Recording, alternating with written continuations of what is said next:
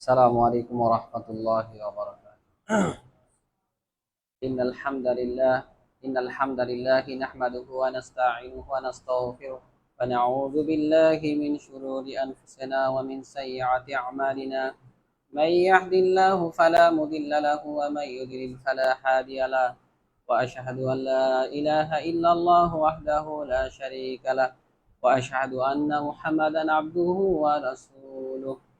أما بعد فإن خير الحديث كتاب الله، وخير الحديث حديث محمد صلى الله عليه وسلم، وشر الأمور محدثاتها، وكل محدثات بدعة، وكل بدعة ضلالة، وكل ضلالة في النار. أما بعد فأعوذ بالله من الشيطان الرجيم. يا أيها الذين آمنوا اتقوا الله حق تقاته ولا تموتن إلا وأنتم مسلمون. يا أيها الناس اتقوا ربكم الذي خلقكم من نفس واحدة وخلق منها زوجها وبث منهما رجالا كثيرا ونساء. واتقوا الله الذي تساءلون به والأرحام، إن الله كان عليكم رقيبا.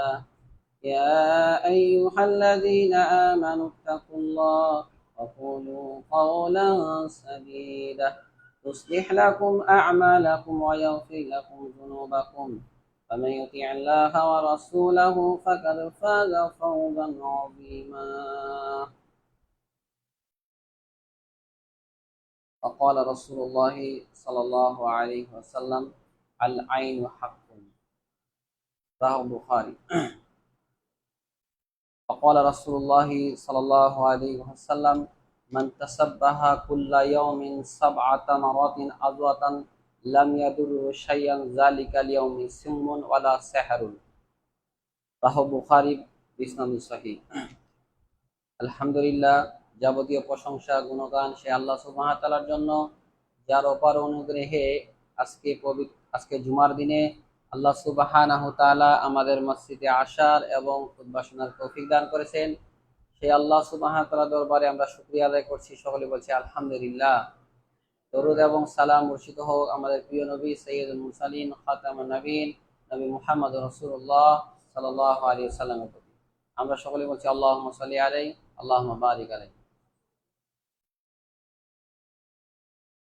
সম্মানিত উপস্থিতি, আজকে আমার খুতবার বিষয় হচ্ছে বদনজর, জাদু ও তার প্রতিকার। এই সম্পর্কে আলোচনা করব ইনশাআল্লাহ। আল্লাহ সুবহানাহু ওয়া তাআলা যেন তৌফিক দান করেন। ওয়া মা তৌফিক ইল্লা বিল্লাহ, আলাইহি তাওয়াক্কালতু ওয়া ইলাইহি উনীব। আসলে এই বিষয়টা অনেকের কাছে সহজ বা সাধারণ বিষয় মনে হলো অত্যন্ত গুরুত্বপূর্ণ একটা বিষয়। কারণ ইসলামে জাদু বা বদনজর এর প্রভাব কিন্তু রয়েছে।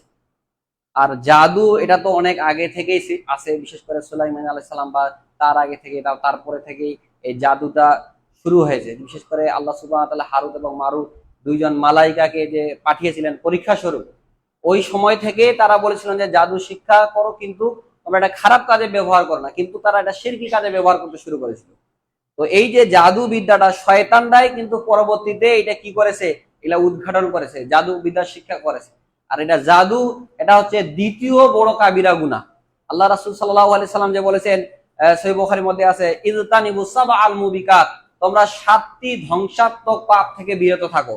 1 নম্বরে আল্লাহ রাসূল সাল্লাল্লাহু আলাইহি সাল্লাম বলেছেন আশ-শিরকু বিল্লাহ, আল্লাহর সাথে শিরক করা। 2 নম্বর আস-সিহর, সেটা হচ্ছে কি, জাদু করা। ওয়াকাতলুন নাফসাল্লাতী হারামাল্লাহু ইল্লা বিল হক, তৃতীয় হচ্ছে মানুষকে অন্যায়ভাবে কি করা, হত্যা করা। ওয়াকুলুর রিবা, সুদ খাওয়া। 5ম হচ্ছে ওয়াকুলুল মাল ইয়াতীম, এতিমের মাল অন্যায়ভাবে আত্মসাৎ করা। ওয়াতাওয়াল্লি ইয়াউমাজ যাহাব, যুদ্ধের ময়দান থেকে পালিয়ে আসা। ওয়াকাসফুল মুহসিনাতিল মুমিনাতিল গাফিলাত, এবং সরলা শতবা মহিলার উপরে জেনার অপবাদ দেওয়া। এই 7টি ধ্বংসাত্মক পাপ থেকে আল্লাহ রাসূল সাল্লাল্লাহু আলাইহি সাল্লাম বলেছেন যে ইজতানিবু সাবআল মুবিকাত, তোমরা এগুলো থেকে বিরত থাকো। সাহাবারা তখন বললেন, দেখেন আগ্রহ কি, ওয়ামা হুন্না ইয়া রাসূলুল্লাহ, আল্লাহ সাল্লাল্লাহু, হ্যাঁ আমাদেরকে এই সম্পর্কে বলেন। তো আল্লাহ রাসূল সাল্লাল্লাহু আলাইহি ওয়াসাল্লাম প্রথমে যেটা বলছিলেন সেটা হচ্ছে আশ-শিরকু বিল্লাহ, আল্লাহর সাথে শিরক করবে না। দ্বিতীয় বলছিলেন আস-সিহর, সেটা হচ্ছে জাদু। তাহলে কাবিরা গুনার দিক দিয়ে বড় যেটা পাপ সেটা হচ্ছে জাদু করা। এই কারণে সূরা বাকারার 102 নম্বর আয়াত খুলে দেখবেন, ওই জায়গায় আপনারা এই ঘটনাগুলো পাবেন যে আল্লাহ সুবহানাহু ওয়া তাআলা ওখানে বলেছিলেন যে ওয়ালাকিন্না শায়াতিনা কুফরুন, বরং শয়তানরাই কুফরি করেছিল, ওয়ায়ুআল্লিমুন নাসা সিহর, এবং তারা মানুষকে কি শিক্ষা দিত? জাদু শিক্ষা দিত। এইটাই ঘটনাটা আপনারা ওই জায়গায় পাবেন। তো যেই কথা বলতেছিলাম সম্মানিত উপস্থিতি, যে জাদু বিদ্যা এটা কিন্তু অত্যন্ত ভয়াবহ। আল্লাহ রাসূল সাল্লাল্লাহু আলাইহি ওয়াসাল্লাম বলেছেন, তোমরা প্রত্যেক ওই সকল পুরুষ এবং নারীদেরকে হত্যা করো যারা নিজেরা জাদু শিখে এবং অন্যকে শিখায়। তাহলে যারা জাদু শিখে এবং যারা অন্যকে শিখায়, আল্লাহ রাসূল সাল্লাল্লাহু আলাইহি ওয়াসাল্লাম তাদেরকে কি করতে বলেছেন? হত্যা করতে বলেছেন। আরেকটা হাদিসে রয়েছে, আব্দুল্লাহ ইবনে আমর রাদিয়াল্লাহু থেকে হাদিসটা বর্ণিত, রাসূল সাল্লাল্লাহু আলাইহি ওয়াসাল্লাম বলেন, সালাসাতুন লা ইয়াদখুলুনাল জান্নাহ, তিন শ্রেণীর ব্যক্তি কখনো জান্নাতে যাবে না। এক, রাসূল সাল্লাল্লাহু আলাইহি ওয়াসাল্লাম বলেন, মুদমিনুল খামার, যারা কি করে? নিয়মিত নেশাদার দ্রব্য পান করে। নিয়মিত যারা কি? সব সময় যারা কি করে? নেশাদার দ্রব্য পালন করে। দ্বিতীয়, আল্লাহ রাসূল সাল্লাল্লাহু আলাইহি ওয়াসাল্লাম বলেন যে যারা কি করে? আত্মীয়তার সঙ্গে সুসম্পর্ক বজায় রাখে না, সুসম্পর্ক ছিন্ন করে দেয়। তৃতীয়, আল্লাহ রাসূল সাল্লাল্লাহু আলাইহি সাল্লাম বলেন আস-সিহর, যারা কি করে? জাদু টোনা করে। এই তিন শ্রেণীর ব্যক্তি আল্লাহ রাসূল সাল্লাল্লাহু আলাইহি সাল্লাম বলেন যে এরা জান্নাতে যাইতে পারবে না। তাহলে বিষয়টা অনেক গুরুত্বপূর্ণ না? এরা জান্নাতে যাবে না, জাহান্নামে যাবে, আল্লাহ রাসূল সাল্লাল্লাহু আলাইহি সাল্লাম বলেন। আর যারা জাদু করে, আল্লাহ রাসূল সাল্লাল্লাহু আলাইহি সাল্লাম বলেন যে এদেরকে তোমরা কি করো? হত্যা করতে বলেছেন আল্লাহ রাসূল সাল্লাল্লাহু আলাইহি সাল্লাম। তো যে কথা বলতেছিলাম সম্মানিত উপস্থিতি, যে জাদু কিন্তু অনেক ভাবে হইতে পারে। একজন ব্যক্তিকে জাদু বিভিন্ন ভাবে করা যায়। দেখা যাচ্ছে যে আপনি একটা সুস্থ সবল মানুষ, হঠাৎ আপনাকে জাদু করার কারণে আপনি শরীরে শক্তি পাচ্ছেন না, আপনি ধীরে ধীরে দুর্বল হয়ে যাচ্ছেন, ডাক্তারের কাছে যাচ্ছেন, আপনার কোনো রোগ ধরা পায় না। বা দেখা যাচ্ছে যে আপনার স্ত্রীকে খারাপি করার কারণে সে নিজেই অনেক উলট পালট কথা বলতেছে। এইরকম কিন্তু অনেক কিছু হইতে পারে, কারণ জাদুর মাধ্যমে অনেক কিছু মানুষ অনেক সময় উলট পালট কথা বলতে শুরু করে দেয়। আল্লাহ রাসূল সাল্লাল্লাহু আলাইহি সাল্লামের এক সাহাবী ছিলেন উসমান, উনি উসমান বিন আফফান না, উনার নাম হচ্ছে উসমান। তো উনি একদিন আল্লাহ রাসূল সাল্লাল্লাহু আলাইহি সাল্লাম বললেন যে আল্লাহ রাসূল সাল্লাল্লাহু আলাইহি সাল্লাম, আমি কুরআন মুখস্থ করি কিন্তু আবার ভুলে যাই। আমি কুরআন মুখস্থ করি আবার কি ভুলে যাই। আবার যখন আমি সালাতে দাঁড়াই তখন আমার উলট পালট হয়ে যায়, মানে কোরআন তেলাওয়াতটা উল্টা পাল্টা হয়ে যায়। তখন আল্লাহ রাসূল সাল্লাল্লাহু আলাইহি সাল্লাম কি করলেন? তার মুখে থুতু নিলেন, নিয়ে তার মুখে এইভাবে হাত দিলেন। হাত দিয়ে বললেন যে উখরিস ইয়া শয়তান, হে শয়তান তুমি বের হয়ে যাও, শয়তান তুমি কি বের হয়ে যাও। এইভাবে হাত দিয়ে তিনি আল্লাহ উসমান রাদিয়াল্লাহু আনহুকে এভাবে হাত দিয়ে বললেন যে উখরিস, শয়তান তুমি বের হয়ে যাও। মিন সাদরি উসমান, উসমানের সদর থেকে, উসমানের বক্ষ থেকে। তখন উসমান রাদিয়াল্লাহু আনহু বলছেন, এর পরে থাকে আমি আর কখনো কুরআন ভুলে যাই না, আমি আর কখনো কি কুরআন আর ভুলে যাই না, যা মুখস্থ করি আমার তাই মনে থাকে। তাহলে দেখেন শয়তানের প্রভাব কিন্তু একটা কি আছে। তো জাদু টোনা বিভিন্ন ভাবে হতে পারে। এমন হতে পারে যে আমার তাকে শারীরিক ভাবে দুর্বল করে দিয়েছে, আপনার পুরুষত্ব নষ্ট করে দিয়েছে, এইভাবে বহু জাদু টোনা হয়। তো আমরা আজকে আলোচনা করব যে জাদু টোনার প্রতিকারটা কি। কত অনেক সংখ্যক মানুষ রয়েছে যারা জাদুগ্রস্ত, সে হয়তো অনেক সময় বুঝতেও পারে না। এর প্রতিকার গুলো আমরা আলোচনা করবো আজকে। এক নম্বর যেটা বলবো সেটা হচ্ছে যে প্রতিদিন 7টি করে আজোয়া খেজুর খাওয়া। কি বললাম? প্রত্যেক দিন আপনার যদি সামর্থ্য থাকে, টাকা পয়সা থাকে, এখানে এখন অর্ডার দিলে আজোয়া খেজুর পাওয়া যায়, কিন্তু যদি টাকা থাকে, সামর্থ্য থাকে, তাহলে প্রতিদিন কি করা? 7টি করে সকালবেলা আজোয়া খেজুর খাওয়া।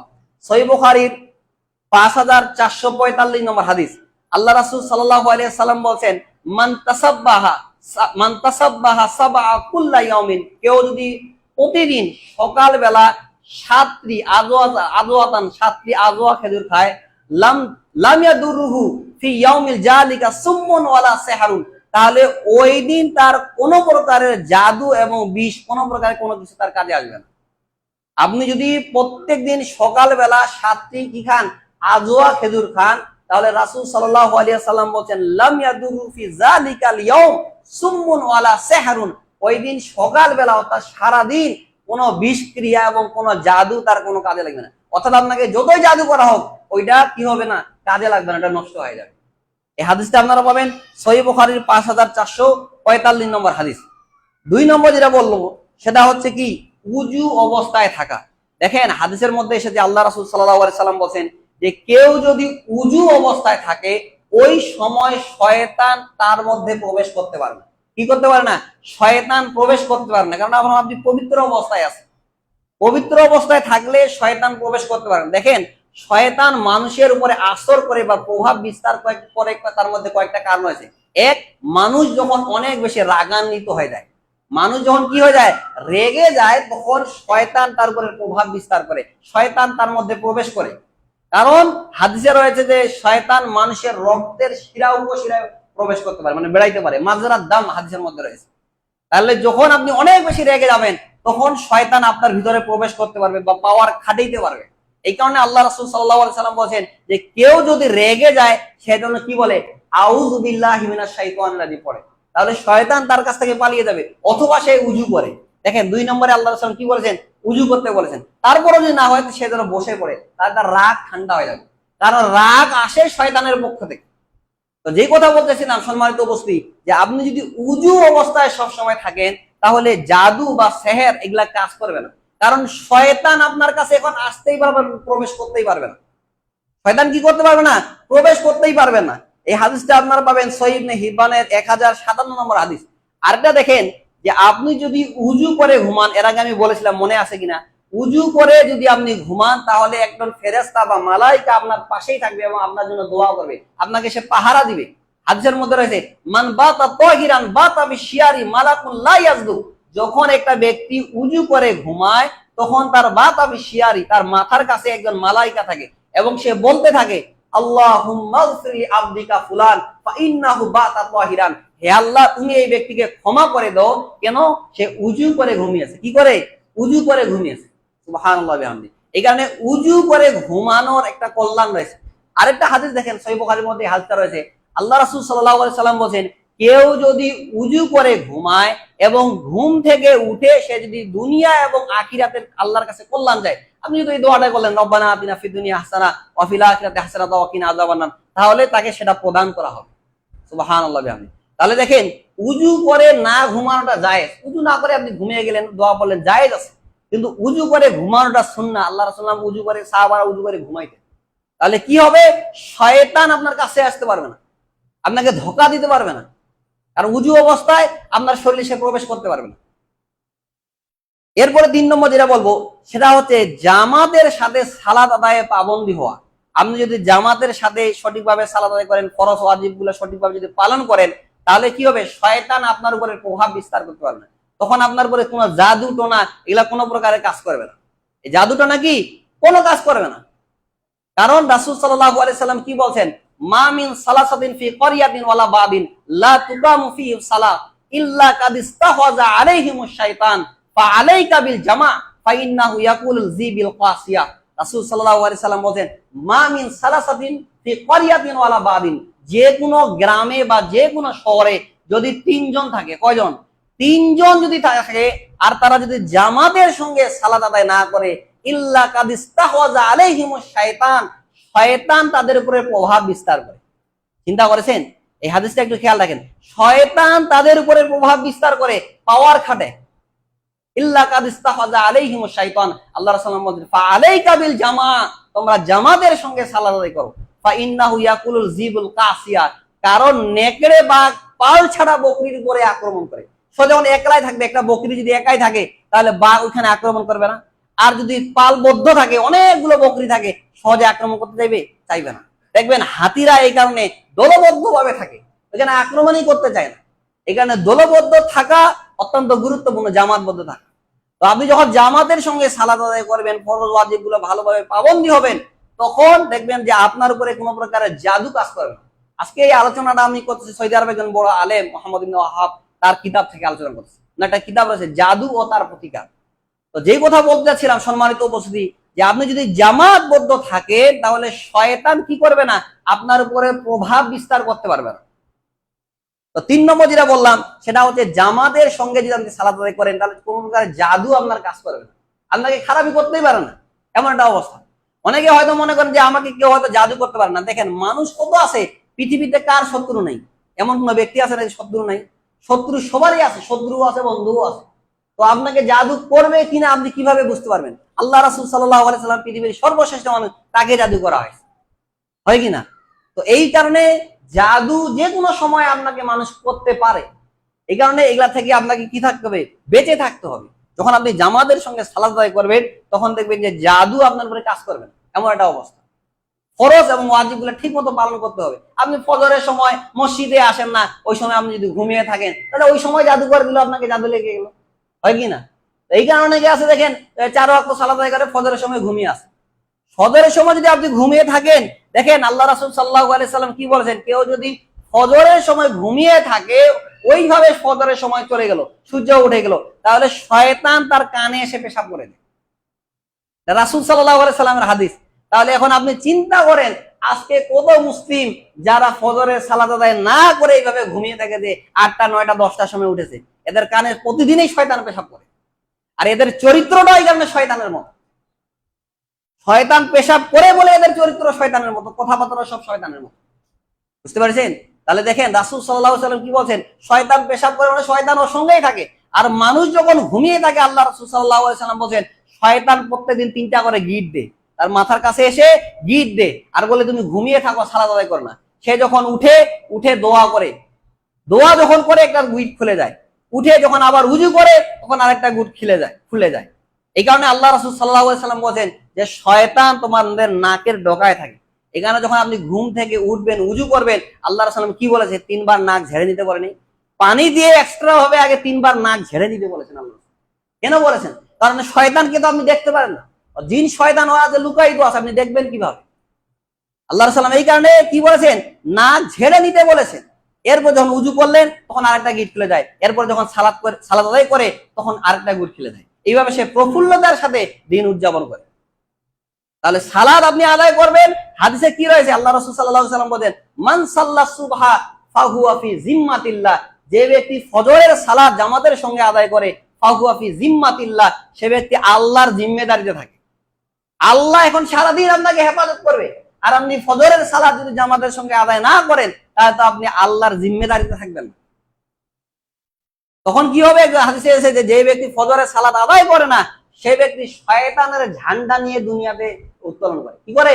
শয়তানের পতাকা উঠায়, এখন আমি শয়তানের রাজ কায়েম করবো দুনিয়াতে। আর যে ব্যক্তি কি করে, সালাত আদায় করে, সে তাওহীদের ঝান্ডা নিয়ে বের হয়। তো যেই কথা বলতেছিলাম সম্মানিত উপস্থিতি, দেখেন যে আল্লাহ রাসূল কি বলছেন, যে শয়তান প্রতিদিন মানুষকে 3টা করে গিট দেয়, প্রতিদিন দেয়, আর বলে সে ঘুমায়। ঘুমাও তুমি সারা রাত, এখনো ফজরে অনেক দেরি রয়েছে, এইভাবে সে ঘুমিয়ে থাকে। আর যে ব্যক্তি তাওহীদপন্থী, সে ঘুম থেকে উঠে সে দোয়া পড়ে, আলহামদুলিল্লাহিল্লাযী আহইয়ানা বাদা মা আমাতানা ওয়া ইলাইহিন নুশুর। দেখেন আল্লাহ রাসূল সাল্লাল্লাহু আলাইহি সাল্লাম যে আমাদেরকে দোয়াগুলো শিক্ষা দিয়েছেন, কত সুন্দর দোয়া।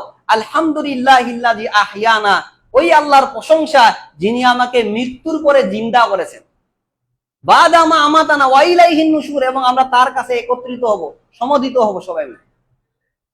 তাহলে যেই কথা বলতেছিলাম সম্মানিত উপস্থিতি, দেখেন যে এই যখন আপনি দোয়াগুলো পড়বেন, আপনি যখন উজু করবেন, সালাত আদায় করবেন, তখন এই গুটগুলো খুলে যাবে। তো যেই কথা বলতেছিলাম সম্মানিত উপস্থিতি, জামাতের সঙ্গে সালাত আদায় করতে হবে, পাবন্দী হইতে হবে। ফজরের সালাত আপনি যদি জামাতের সঙ্গে আদায় করেন, সারা রাত দাঁড়িয়ে দাঁড়িয়ে সালাত আদায় করলে যেই সওয়াব হবে, এই সওয়াব আপনি পাবেন। আল্লাহ রাসূল কি বলছেন, যে ব্যক্তি এশার সালাত জামাতের সঙ্গে আদায় করবে, সেই ব্যক্তি অর্ধ রাত সালাত আদায় করলে যেই সওয়াব হবে, ওই সওয়াব হবে।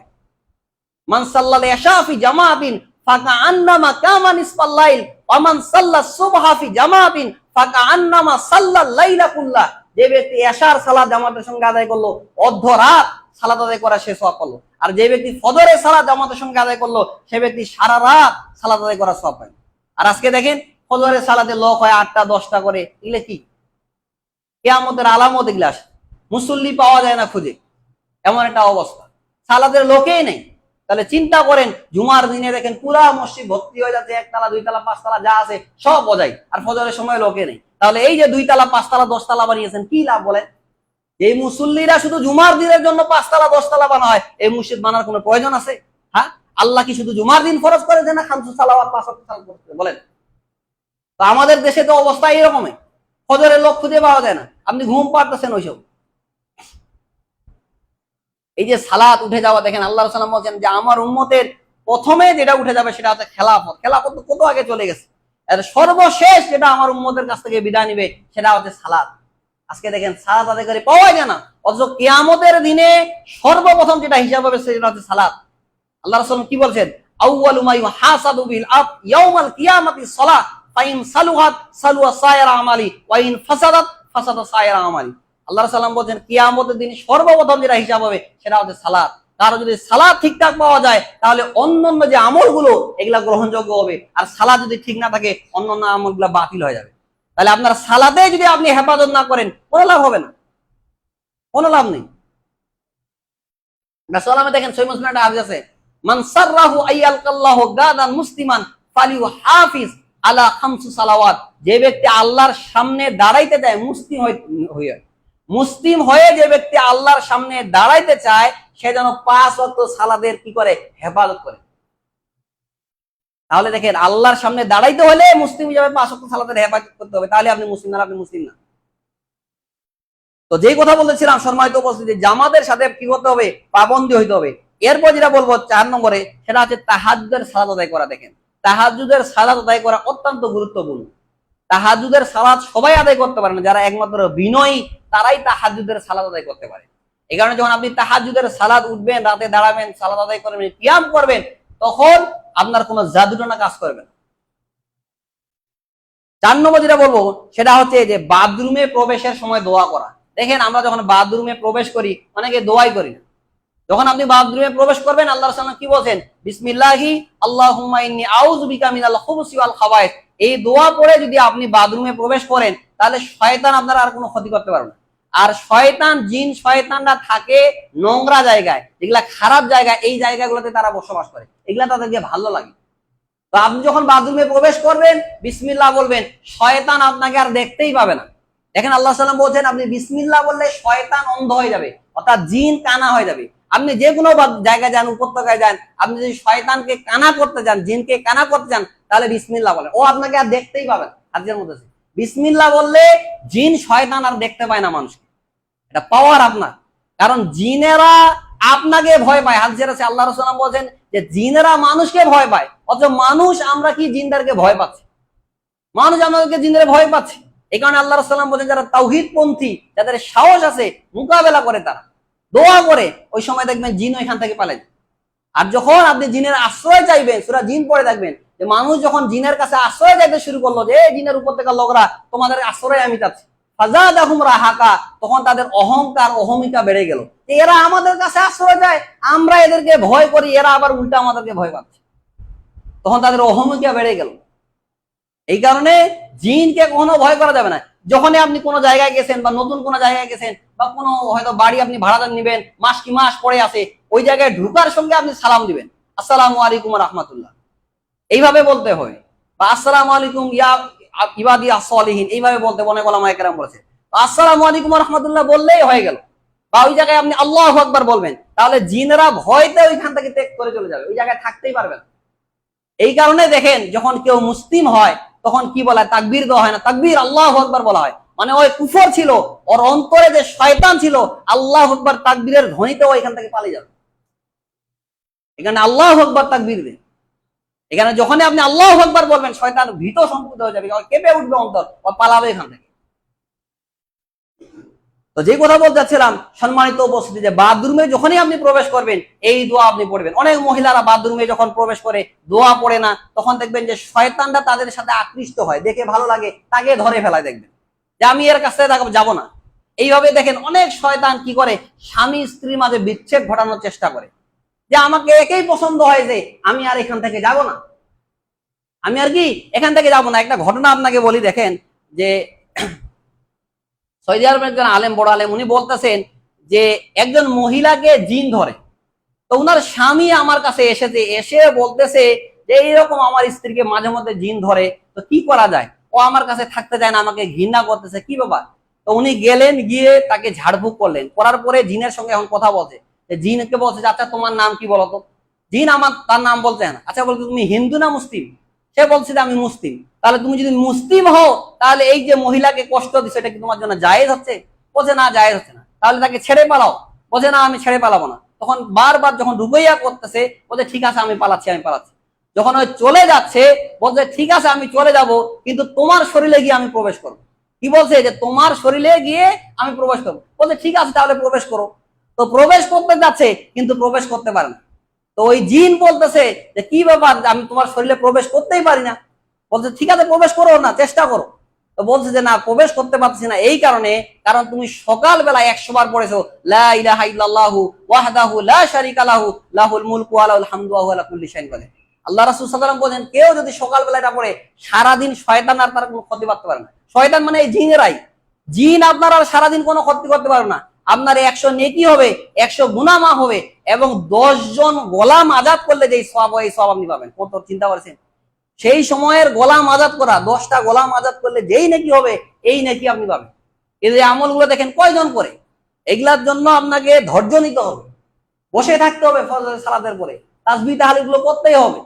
তাহলে দেখবেন শয়তানের পাওয়ার নাই, কারণ এগুলো তাওহীদি বাক্য। আপনি কি বলছেন লা ইলাহা ইল্লাল্লাহু ওয়াহদাহু লা শারীকা লাহু লাহুল মুলকু ওয়া লাহুল হামদু ওয়া হুয়া আলা কুল্লি শাইইন কাদির। এই তাওহীদি বাক্য যখন আপনি পড়বেন, শয়তানের সাহস নাই যে আপনার ভিতরে প্রবেশ করে। শয়তান নিজে দিন বলতেছে যে আমি তোমার ভিতরে প্রবেশই করতে পারতেছি, কেন?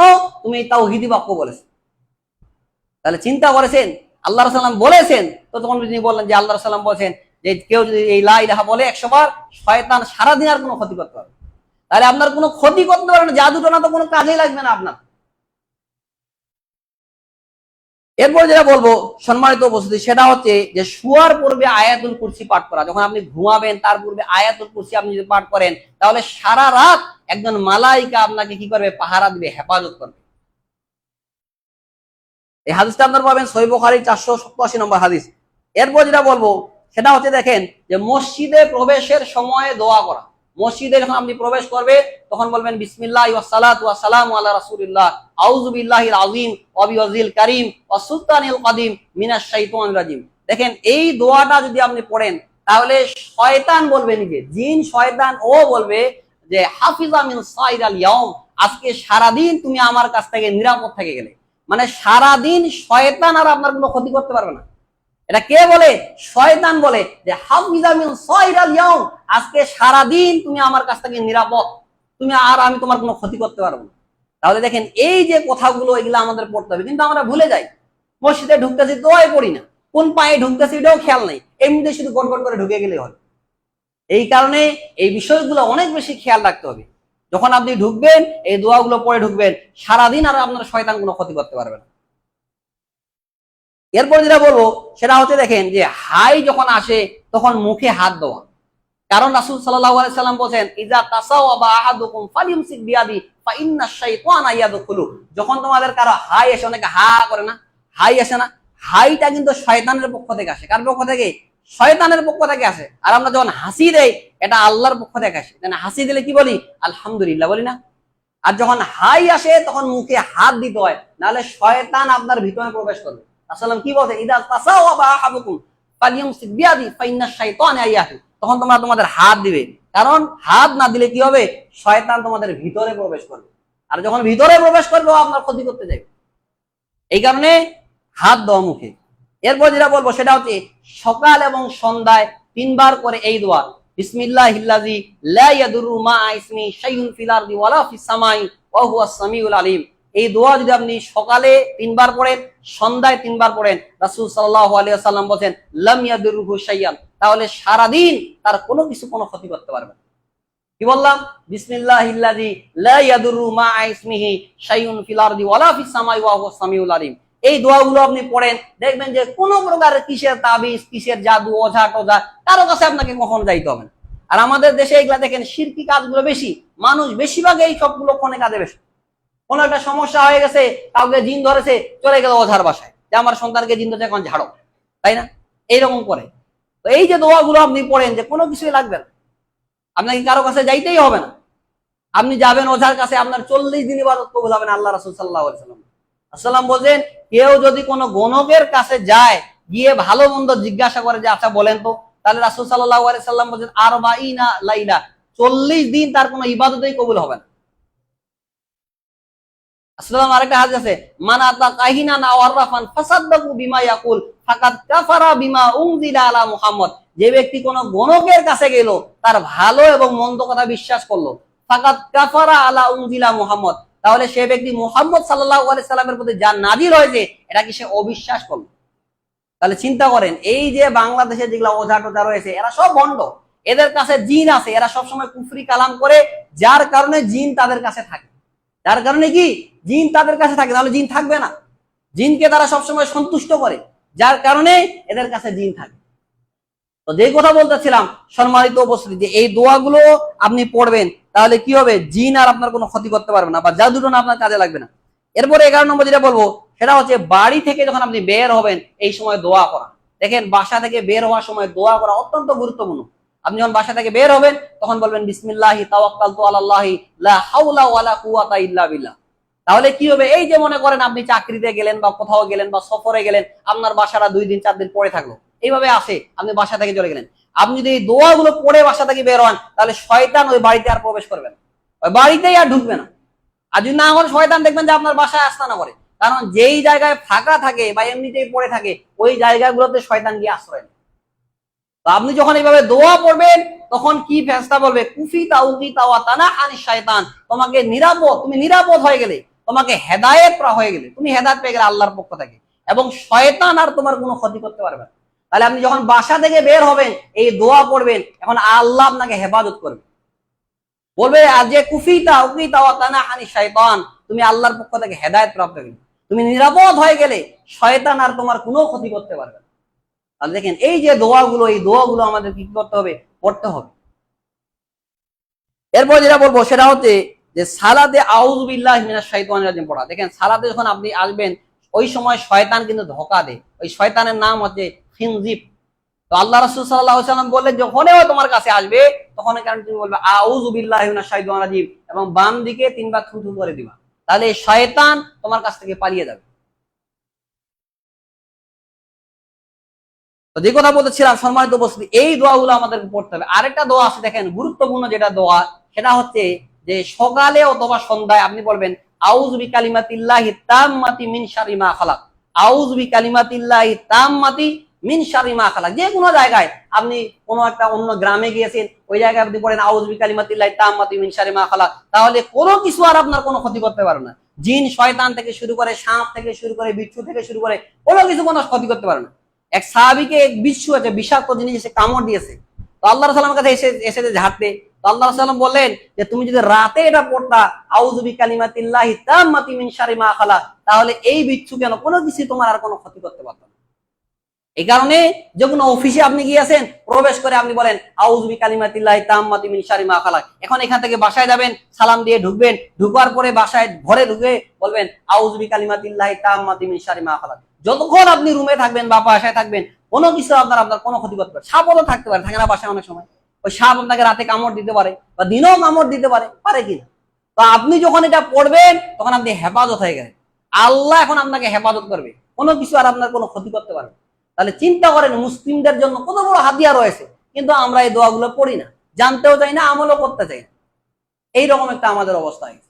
তো যেই কথা বলতেছিলাম সম্মানিত উপস্থিতি, যে আপনি যেই জায়গায় যান না কেন, একটা বিয়ে বাসায় গেছেন, ওইখানে গিয়ে খাড়া হয়ে যান, বলেন আউযু বিকালিমাতিল্লাহি তাম্মাতি মিন শাররি মা খালাক। যেই জায়গায় গেন, সফরে গিয়েছেন এক গ্রাম থেকে বা দিনাজপুর থেকে ঢাকায় গিয়েছেন, ওখানে পৌঁছেছেন, বলেন আউযু বিকালিমাতিল্লাহি তাম্মাতি মিন শাররি মা খালাক। মানে আমি আল্লাহর পূর্ণ কালিমার দ্বারা তার সৃষ্টির সকল যে অনিষ্ট আছে এই অনিষ্ট থেকে আল্লাহর কাছে আশ্রয় যাচ্ছে। কারণ আপনি আল্লাহর আশ্রয়ে চলে যাবেন, এখন আল্লাহ আপনাকে হেফাজত করবে। এই কারণে সম্মানিত উপস্থিতি এই দোয়াগুলো আমাদের পড়তে হবে। আরেকটা দোয়া রয়েছে দেখেন, সকাল সন্ধ্যায় পড়বেন, সেটা হচ্ছে আউযু বিকালিমাতিল্লাহি তাম্মাতি মিন গাদাবিহি ওয়া ইকাবিহি ওয়া শাররি ইবাদি ওয়া মিন হামাযাতিশ শায়াতিনি ওয়া ইয়াহদুরুন। এই দোয়াটা যদি আপনি পড়েন তাহলে শয়তান আর আপনার কাছে আসতে পারবে না, শয়তান আর আপনার কাছেই আসতে পারবে না। আউযু বিকালিমাতিল্লাহি তাম্মাতি মিন গাদাবিহি ওয়া ইকাবিহি ওয়া শাররি ইবাদি ওয়া মিন হামাযাতিশ শায়াতিনি ওয়া ইয়াহদুরুন। এই দোয়াগুলো আপনারা হিজতুল মুসলিম বা যে কোনো শায়খের যে দোয়ার বইগুলো আছে এই বইগুলোতে আপনারা পাবেন। এই দোয়াগুলো মুখস্থ করে নেবেন। মুখস্থ করা খুবই জরুরি। অনেকে বলে মুখস্থ হয় না, কেন মুখস্থ হবে না? 1 দিন 2 দিন 4 দিন 5 দিন 10 দিন ধীরে ধীরে পড়তে থাকেন, এমনিতেই মুখস্থ হবে, অবশ্যই মুখস্থ হবে। সাহাবারা তো বেশিরভাগই দেখেন অনেকে বৃদ্ধ বয়সে ইসলাম গ্রহণ করেছে, অনেকে 30 বছর 40 বছর 50 বছর এই সময় ইসলাম গ্রহণ করেছে, তারপরও অনেকে দেখেন কোরআনের হাফেজ হয়ে গেছে, অনেকে কত বড় বড় আলেম হয়ে গেছে, আর আপনি সামান্য দোয়াগুলো মুখস্থ করতে পারবেন না। এটা একটা কথা হইলো। এই কারণে সম্মানিত উপস্থিতি এই দোয়াগুলো কি করবেন, মুখস্থ করে নেবেন। এরপরে আসি দেখেন বদ নজর। বদ নজর এটা অত্যন্ত গুরুত্বপূর্ণ একটা জিনিস, কারণ আল্লাহ রাসূল সাল্লাল্লাহু আলাইহি সাল্লাম বলেন আল আইনু হাক্কুন, বন নজর এটা হচ্ছে হক, এটা হচ্ছে সত্য। এটা কি সত্য? ওয়ালাউ কানা শাইউন সাবাকাল কদরি সাবাকালহু আইন, আল্লাহর তকদিরকে কোনো কিছু যদি পরিবর্তন করে দিতে পারতো তাহলে বন নজর পারত। তাহলে বন নজর এটা কত খারাপ জিনিস আপনি একটু চিন্তা করেন। এখানে বন নজর এটা খুবই ভয়াবহ। বন নজর যে কোনো সময় লাগতে পারে। আপনার নিজের শরীরে আপনার নিজের বন নজর লেগে যাইতে পারে। আপনি এমনিতে আছেন, আপনার শরীরটা দেখতেছেন যে বাহ আমার শরীরটা তো অনেক সুন্দর হয়েছে, বা আপনার সন্তানকে আপনি দেখতেছেন যে আমার সন্তানটা তো খুবই সুন্দর, এই যে কথাটা বললেন আপনার সন্তানের উপর আপনার বন নজর লেগে যাইতে পারে। এই কারণে আপনাকে কি বলতে হবে? মাশাআল্লাহ ওয়ালা হাওলা ওয়ালা কুওয়াতা ইল্লা বিল্লাহ, এটা বলতে হবে। বা বারাকাল্লাহু ফিকুম, এইভাবে বলতে হবে। বারাকাল্লাহু লাকা, এইগুলা বলতে হয়। অনেকে বলে না, বাগানে গিয়েছে, গিয়ে বলছে আমার বাগানে এত ভালো ফল হয়েছে, এই যে কথাটা বললেন এটা বলা যাবে না। এই কথা সূরা কাহাফের মধ্যে রয়েছে, যারা বাগানে গিয়েছে তারা মাশাআল্লাহ ওয়ালা কুওয়াতা ইল্লা বিল্লাহ এটা বলেনি, ক্ষতিগ্রস্ত হয়ে গেছে। চিন্তা করেছেন? এই কারণে বন নজর যে কোনো, নিজের স্বামী নিজের স্ত্রীর উপর বন নজর লাগতে পারে, নিজের স্ত্রীর বন নজর নিজের স্বামীকে লেগে যাইতে পারে যে আমার স্বামীটা এত স্মার্ট এত সুন্দর, এই কথা শুধু বললো বন নজর লেগেছে। বুঝতে পারছেন? লেগে যাইতে পারে যে কোনো সময়। এই কারণে কি বলতে হবে? আপনার নিজের বন নজর নিজে লেগে, আপনি আয়নাকে দেখছেন না আমি এত সুন্দর, এটা বললেন বন নজর লেগে। আপনাকে কি বলতে হবে? এই কারণে আয়না দেখার সময় একটা দোয়া আছে, আল্লাহুম্মা হাসসানতা খালকি ফাহসিন খুলুকি, এই দোয়াটা পড়তে হবে। হে আল্লাহ, তুমি আমার চেহারাকে যত সুন্দর করেছো আমার চরিত্রটাকে এর চাইতে বেশি সুন্দর করে। তাহলে দেখেন আল্লাহ রাসূল কি বলছে? বন নজর এটা হচ্ছে সত্য, এটা হচ্ছে হক। আল্লাহ রাসূল সাল্লাল্লাহু আলাইহি সাল্লাম বলছেন যে বন নজর মানুষকে কবর পর্যন্ত পৌঁছে দিতে পারে। কোথায়? কবর পর্যন্ত পৌঁছে দিতে পারে। আর উটকে পাতিলে এনে পরে দিতে পারে, কারণ উটের উপরে যখন বন নজর লাগবে ওই উটকে জবাই করতে হবে, পাতিলে চলে আসে। তাহলে দেখেন আল্লাহ রাসূল সাল্লাল্লাহু আলাইহি ওয়াসাল্লাম বলছেন যে আমার উম্মতের যত মানুষ স্বাভাবিকভাবে মৃত্যুবরণ করে এর চাইতে বেশি মানুষ মৃত্যুবরণ করে বন নজরের প্রভাবে। এই হাদিসগুলো আপনার ভাবে সহিহ মুসলিমের মধ্যে রয়েছে, আবু দাউদে রয়েছে। এই হাদিসগুলো আমি আর আরবিতে বলছি না, কারণ সময় যেহেতু কম। তো যেই কথা বলেছিলাম, দেখেন আল্লাহ রাসূল সাল্লাল্লাহু আলাইহি ওয়াসাল্লাম বলেন বন নজর মানুষকে কবর পর্যন্ত পৌঁছে দিতে পারে। এতটা ভয়াবহ বন নজর, মানুষের খারাপ দৃষ্টিটা কতটা ভয়াবহ। এই কারণে সব সময় কি করতে হবে? কাউকে দেখলে বলেন যে মাশাআল্লাহ বা বারাকাল্লাহ, এইগুলা আপনি বলেন। আপনার সন্তানকে কি বলতে হবে? মাশাআল্লাহ বলেন। কিন্তু এই কথা বলা যাবে না। একজন মহিলা হয়তো দেখে গেছে যে আপনার বাচ্চারা এত সুন্দর দুধ খাচ্ছে, এই যে কথাটা বললো বন নজর লেগে যায়, মাশাআল্লাহ বলে। তাহলে বন নজর বিভিন্ন ভাবে লেগে যাইতে পারে। ব্যবসা বাণিজ্যে বন নজর লাগলো, এখানে বন নজর বিভিন্ন ভাবে লেগে যাইতে পারে। দেখেন একটা হাদিস আপনাকে বলি, ও তার আগে একটা বলি। দেখেন যে ইয়াকুব আলাইহিস সালামের যে সন্তানগুলো ছিল, 7টা সন্তান, ইয়াকুব আলাইহিস সালাম যখন মিশরে তাদের সন্তানদেরকে পাঠাচ্ছে, এটা আপনারা পাবেন সূরা ইউসুফের মধ্যে 67 নম্বর এবং 68 নম্বর আয়াতে। যখন পাঠাচ্ছেন তিনি তার সন্তানকে বলতেছে তোমরা যখন তোমরা মিশরে প্রবেশ করবা, তোমরা এক দরজা দিয়ে প্রবেশ করবা না, আলাদা আলাদা দরজা দিয়ে প্রবেশ করবা। কেন? তাদের সন্তানরা অনেক বেশি সুদর্শন ছিল, মানুষের বন নজর লেগে যাইতে পারে। যখন একসঙ্গে 7 ভাই মনে করেন আসবে, বা সুন্দর লোক যদি একসঙ্গে 4-5টা আসে, মানুষ দেখবে হায় ভাবি এরা এত সুন্দর রে, দেখে কিন্তু আশ্চর্য হয়ে যাবে। তো তিনি বলতেছেন যে তোমরা আলাদা আলাদা দরজা দিয়ে প্রবেশ করবা যখন তোমরা মিশরে প্রবেশ করো। কেন? তোমাদের বন নজর লেগে যাবে। সূরা আপনারা এটা হাফেজ ইবনে কাসির রাহমাহুল্লাহ, তিনি তার ইবনে কাসিরের 2য় খণ্ডের 485 নম্বর পৃষ্ঠা এটা আপনারা পাবেন। এখানে বলেছেন যে বন নজর যেন না লাগে, এই কারণে ইয়াকুব আলাইহিস সালাম তার সন্তানদেরকে বলতেছে যে তোমরা যখন মিশরে প্রবেশ করবা আলাদা আলাদা দরজা দিয়ে যাবা, এক দরজা দিয়ে একই সঙ্গে যাবা। কারণ সুদর্শন পুরুষকে দেখে আশ্চর্য। দেখেন ইউসুফ আলাইহিস সালাম এত সৌন্দর্য, মেয়েরা তাকে দেখে হাত কেটে ফেলেছে, এত সুদর্শন, মেয়েরা দেখে হাত কেটে ফেলেছে। চিন্তা করেন যে হায় বাপ কি দেখলাম আমরা, এইরকম সুদর্শন। আর নবীরা এমনিতেই অনেক বেশি সুন্দর হয়। চিন্তা করেছেন সুদর্শন পুরুষ কাকে বলে? দেখেন যাদের দাড়ি ছিল, নবীদের দাড়ি ছিল না। আর আমাদের বাংলাদেশে সুদর্শন পুরুষ একজনকে ঘোষণা দিয়েছে এডলফ খান নাকি, না দেখতে হিজড়ার মতো, ও নাকি সুদর্শন পুরুষ। চিন্তা করেন, এটা দেখতে চাল চলন সম্পূর্ণ হিজড়ার মতন, হাঁটাহাঁটি করতেছে, ওকে বাংলাদেশে সুদর্শন পুরুষ বানিয়ে দিচ্ছে। তাহলে চিন্তা করেন যে কোন ভাবে শয়তানের কার্যক্রম এই বাংলাদেশে চলতেছে। এটা হিজড়া মার্কা লোককে ওকে সুদর্শন পুরুষ বানিয়ে দিয়েছে। আর সুদর্শন পুরুষ খুঁজে পায় না বাংলাদেশে। তাহলে এইভাবে সমকামিতা, জেনা ব্যভিচারকে আমাদের দেশে প্রমোট করা হচ্ছে। বুঝতে পারছি? তো যে কথা বলতেছিলাম, সম্মানিত উপস্থিতি, দেখেন সুন্দর মানুষ তখনই হয় যখন তার মুখে দাড়ি থাকে। একটা পুরুষের সৌন্দর্য হচ্ছে তার দাড়িতে। এই কারণে আয়েশা রাদিয়াল্লাহু তাআলা আনহা সবসময় দোয়া করতেন, আলহামদুলিল্লাহিল্লাযী কাসানি যায়্যানা রিজালা বিল্লুহা, ওই আল্লাহর হামদোসানা, ওই আল্লাহর প্রশংসা যিনি পুরুষদেরকে অলঙ্কিত করেছেন কিসের? দাড়ি। তাহলে এই দাড়ি হচ্ছে পুরুষের অলংকার, পুরুষের সাজসজ্জা। আর আপনি যখন দাড়ি কাটবেন তখন আপনি হিজড়া হবেন, তখন আপনি মহিলা হবেন। একটা মহিলার মুখে দাড়ি থাকে না, আপনারও নাই, তাহলে কি হলেন আপনি বলেন? এই কারণে ওলামায়ে কেরাম বলেছেন যারা দাড়ি রাখে না এটা হচ্ছে কাবিরা গুনাহ, দাড়ি রাখা ওয়াজিব। যতক্ষণ পর্যন্ত আপনি দাড়ি কাটতেই থাকবেন আপনার আমল নামায় গুনাহ লিখতে থাকা হবে। এটা হচ্ছে পাপের জারিয়া। আপনি কি বললেন? যারা যুবক আছে তাদেরকে সাবধান করছি, পাপ আপনার আমল নামায় লিখতে থাকা হচ্ছে। আপনি কি মনে করতেছেন? একটা মানুষ সিগারেট খেলো, ফেলে দিল, বাস এতটুকু এখান থেকে এরপরে আর লেখা হবে না গুনাহ। জেনা করলো, ওইখান থেকে জেনার গুনাহ লেখা ওইখান থেকে শেষ। আর আপনি দাড়ি কাটতেছেন মানে সবসময় আপনার আমল নামায় গুনাহ লিখতে থাকা হচ্ছে। আপনি কি মনে করেন? তো যেই কথা বলতেছিলাম সম্মানিত উপস্থিতি, দেখেন যে এই কারণে আল্লাহ রাসূল সাল্লাল্লাহু আলাইহি সাল্লাম বলছে যে বন্য নজর এটা হচ্ছে হক। একটা হাদিস দেখেন, এখানে দেখা ইবনে মাজার 1160 নম্বর হাদিস, সাহাল ইবনে হুনাইফ থেকে হাদিসটা বর্ণিত। সাহাল ইবনে হুনাইফ উনি গোসল করতেছিলেন, তো পাশে আমির ইবনে রাবিয়া তিনি দেখে বলছে, হায় সর্বনাশ, তোমার মতো সুদর্শন, আমি এমন সুদর্শন, তুমি এত সুন্দর, এরকম মেয়েকেও দেখেনি, ঘরের ভিতর নারীকেও এত সুন্দর দেখেনি যত তুমি সুদর্শন। এই যে কথা বলে গেছে, বন্যজল লেগেছে, সাডাম করে তিনি পড়ে গেছে, ওই জায়গায় পড়ে গেছে। দেখেন তাহলে বন্যজল বলার সঙ্গে সঙ্গে ওই জায়গায় পড়ে গেছে, আল্লাহ রাসূল সাল্লাল্লাহু আলাইহি সাল্লামের কাছে চলে গেছে। আল্লাহ রাসূল সাল্লাল্লাহু আলাইহি সাল্লাম এই অবস্থা বলেছে, সঙ্গে সঙ্গে পড়ে গেছে। দেখেন আল্লাহ রাসূল সাল্লাল্লাহু আলাইহি সাল্লাম তখন কি বলছেন যে আলামা আহাদুকুম ইয়াকতুলু আখাকুম, আচ্ছা তোমরা কেন তোমাদের আরেক ভাইকে হত্যা করতে চাও? রাসূলের কথাটা দেখছেন? তাহলে এই বন্যদের মাধ্যমে ওই মারা যাইতেও পারত। আল্লাহ রাসূল এই কারণে বলছেন যে তোমরা কেন একজন আরেক ভাইকে হত্যা করতে চাও। এখন এরপরে আল্লাহ রাসূল কি বললেন? ওই রাবিয়াকে ডাকলেন, ডেকে আল্লাহ রাসূল সাল্লাল্লাহু আলাইহি ওয়াসাল্লাম তাকে উযু করালেন। এই কারণে কারো যদি বদনজর লেগে যায় আর আপনি যদি জানতে পারেন যে তার মাধ্যমে বদনজর লেগেছে, তাহলে কি করতে হবে? একটা বড় পাত্র নিতে হবে। ওই জায়গায় সে আগে উযু করবে, উযু করার মতো উযু করবে, এরপরে সে কুলি করবে, কুলি করে ওই পাত্রেই পানিগুলো রাখবে, এরপরে তার মুখমণ্ডলটা পুরাটা ধুইবে, এরপরে বাম হাত দিয়ে ডান হাতের কোণই পর্যন্ত ধোবে, ডান হাত দিয়ে বাম হাতের কোণই পর্যন্ত ধোবে।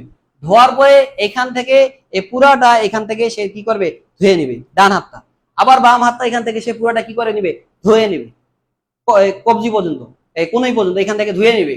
ধুয়ে নেওয়ার পরে সে কি করবে? ডান পা এখান থেকে সে পুরাটা ধুবে, টাকনু পর্যন্ত এখানে ধুবে, আবার বাম পা ওটা ধুবে। ধোয়ার পরে এই পানি দ্বারা তাকে কি করতে হবে? তার মাথার পিছনে ঢালতে হবে। পুরা শরীরে ঢাললে আল্লাহ সুবহানাহু ওয়া তাআলার ইচ্ছায় ওই ব্যক্তি সুস্থ হয়ে যাবে। তো ওইভাবে যখন সাহাল ইবনে হুনাইনকে ওইভাবে কি করা হলো, রাবিয়াকে বললো যে তুমি এইভাবে করো, করার পরে আল্লাহ রাসূল সাল্লাল্লাহু আলাইহি সাল্লাম তার মাথার পিছন দিয়ে পানি ঢালতে বললেন, এরপরে উনি সুস্থ হয়ে গেলেন।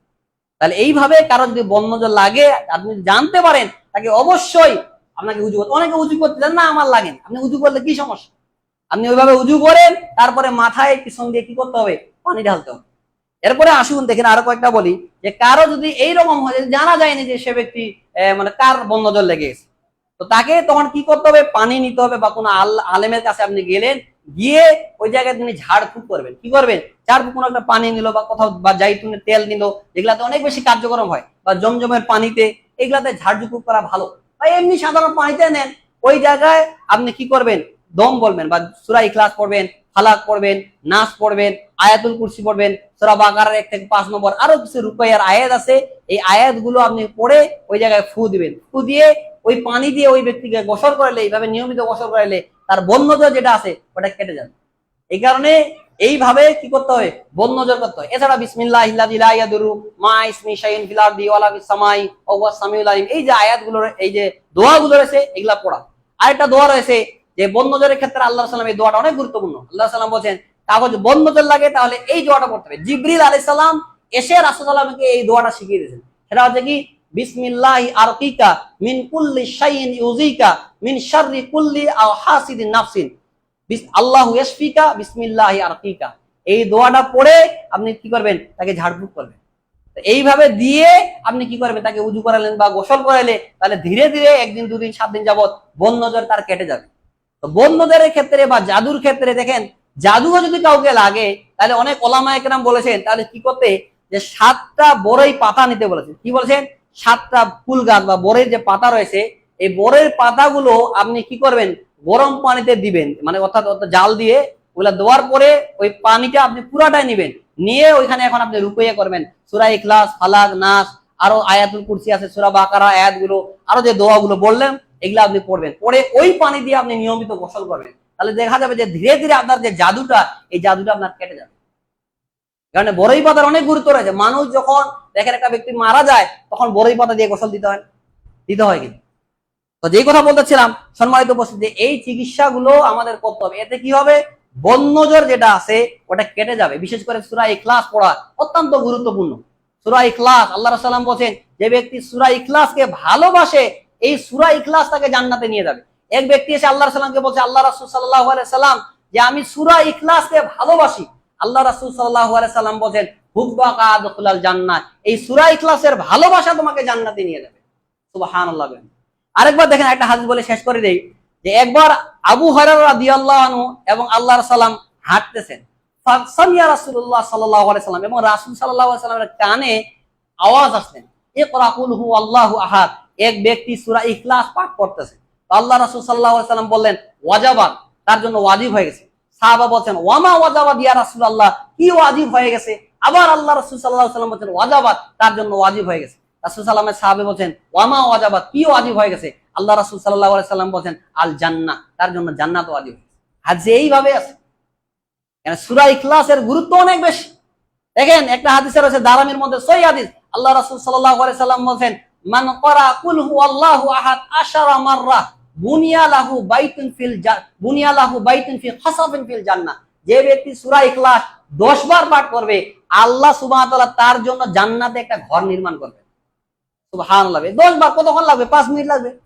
এরপরে আল্লাহ রাসূল সাল্লাল্লাহু আলাইহি ওয়াসাল্লাম বলেন ওয়ামান ক্বারা ইশরা মাররা, যে ব্যক্তি 10-20 বার সূরা ইখলাস পাঠ করবে, আল্লাহ তার জন্য জান্নাতে 10-20টা ঘর নির্মাণ করবে। সুবহানাল্লাহ।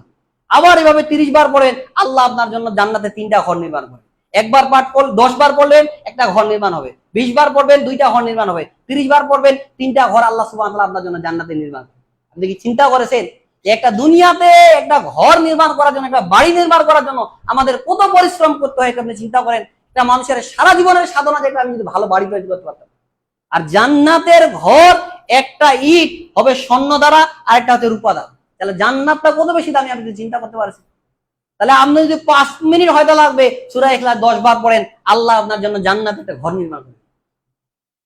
চিন্তা করেছেন? তাহলে এই যে আমলগুলো, এগুলা আমল আমাদের করা উচিত। রাতে যখন ঘুমাবেন সূরা মুলক পাঠ করে ঘুমাবেন, অত্যন্ত গুরুত্বপূর্ণ। আমরা এগুলো পড়ি না। দেখেন রাসূল সাল্লাল্লাহু আলাইহি সাল্লাম বলেন যে ইন্না সূরাতাল মিনাল কুরআনি 30 আয়াহ শাফাআত লিরাজুলিন হাত্তা গুফিরা লাহু। কোরআনের মধ্যে 30 আয়াতের একটা সূরা রয়েছে, ওই ব্যক্তির জন্য সুপারিশ করা হয়েছিল হাত্তা গুফিরা লাহু, এই ব্যক্তিকে ক্ষমা করে দেওয়া হয়েছে। ওয়া হিয়া তাবারাকাল্লাযী বিয়াদিল মুলক, আর সেটা হচ্ছে কি? সূরা মুলক। সহিহ হাদিস এগুলা। এখানে রাতে এগুলা পড়ে ঘুমাবেন। সম্মানিত উপস্থিতি, এসব কথা বললাম, আল্লাহ যেন আমাদেরকে এসব কথার উপরে আমল করার তৌফিক দান করেন।